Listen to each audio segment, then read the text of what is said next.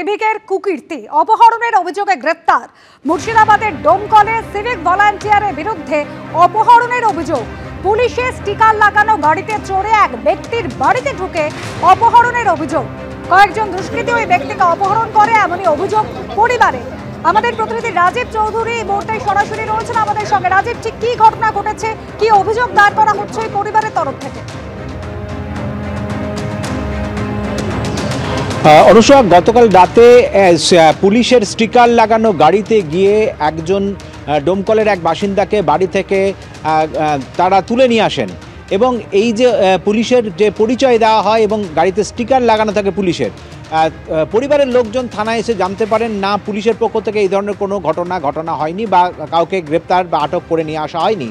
তারপর তারা যখন পুলিশের কাছে অভিযোগ দায়ের করেন তারপরে পুলিশি তল্লাশি শুরু হয় এবং নদিয়া থেকে সেই অপহৃতকে উদ্ধার করা হয় এবং এই ঘটনায় অন্যতম অভিযুক্ত হুমায়ুন কবির বলে একজন সিভিক ভলেন্টিয়ার, তিনি গ্রেপ্তার হয়েছেন। তার সঙ্গে আরও 7 জন, মোট 8 জনকে পুলিশ গ্রেপ্তার করেছে এবং 3টি গাড়ি বাজেয়াপ্ত করেছে।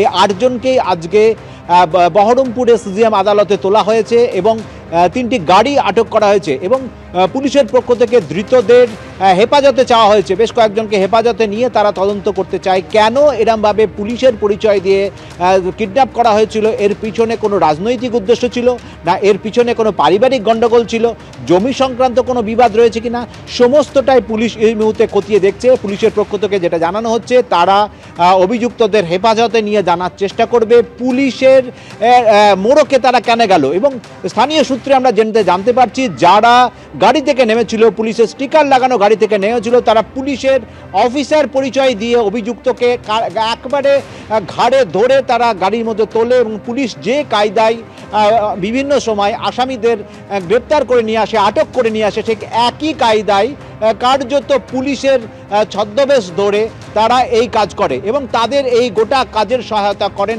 স্থানীয় সিভিক ভলেন্টিয়ার হুমায়ুন কবির।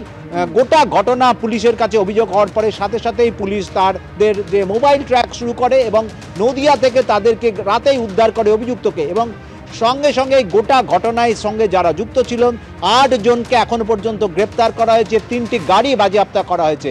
কিন্তু প্রশ্ন উঠেছে, কিভাবে পুলিশের ছদ্মবেশে এইভাবে তারা এই কাজ ঘটালো, সেটাই এখন সবচেয়ে বড় প্রশ্ন। একেবারে রাজীব, কিভাবে পুলিশের ছদ্মবেশে তারা এলো, স্টিকার লাগানো গাড়িতে চড়ে ব্যক্তির বাড়িতে ঢুকে অপহরণ করলো, সেই বিষয়টি কিন্তু ভাবাচ্ছে। ইতিমধ্যে সিভিক ভলান্টিয়ার সহ 7 জনকে গ্রেপ্তার করা হয়েছে। আর যে ব্যক্তিকে অপহরণ করা হয়েছিল তার স্ত্রী কি জানাচ্ছেন শোনাবো। আমার স্বামীকে যে গ্রেপ্তার করে নিয়ে গেছিল, মেরে ফেলতে যখন তুলতে গেছে তখন আমার স্বামীকে মেরেছিল, আবার নিয়ে যায় মারধর করেছে, মেরে ফেলার জন্য নিয়ে গেছিল, হুমকি দিয়েছে মেরে ফেলার জন্য। আপনার আমরা শাস্তি চাই যে কে করেছে, কিসের জন্য করেছে। পুলিশে যদি একটু যদি করতো তাহলে আপনার আর পেত না। পুলিশে খুব সাহায্য করেছে আমাদের, রাত্রে গোটা রাত পুলিশ হয়নি।